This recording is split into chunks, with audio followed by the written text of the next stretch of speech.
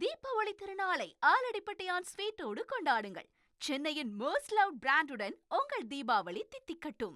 நேற்று தீபாவளி பண்டிகை கொண்டாடப்பட்ட நிலையில் சென்னையில் 151 மெட்ரிக் டன் பட்டாசு கழிவுகள் சேகரித்திருப்பதாக தகவலானது வெளியாகி இருக்கிறது. அதிகபட்சமாக தண்டையார்பேட்டை மண்டலத்தில் 17.33 மெட்ரிக் டன் பட்டாசு கழிவுகள் சேகரிக்கப்பட்டிருக்கின்றன.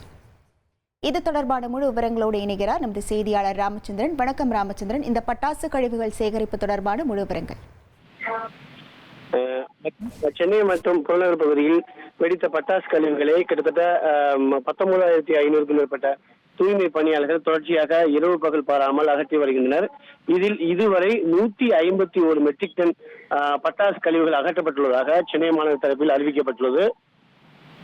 குறிப்பாக இதில் அதிகபட்சமாக தண்டையார்பேட்டை மண்டலத்தில் 17 மெட்ரிக் டன் பட்டாசு கழிவுகளும், அதே போல ஆலந்தூரில் 13 மெட்ரிக் டன்களும், கோடம்பாக்கம் பெருங்குடி மண்டலங்களில் தலா 12 மெட்ரிக் டன் அகற்றப்பட்டுள்ளதாக தெரிவிக்கப்பட்டுள்ளது. அது மட்டுமல்லாமல் 19, 20, 21 ஆகிய 3 தேதிகளில் ஒட்டுமொத்தமாக 151.52 மெட்ரிக் டன்கள் அகற்றப்பட்டுள்ளதாக சென்னை மாநகர தரப்பில் தெரிவிக்கப்பட்டுள்ளது.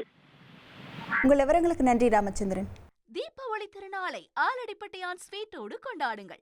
சென்னையின் மோஸ்ட் லவ்ட் பிராண்டுடன் உங்கள் தீபாவளி தித்திக்கட்டும்.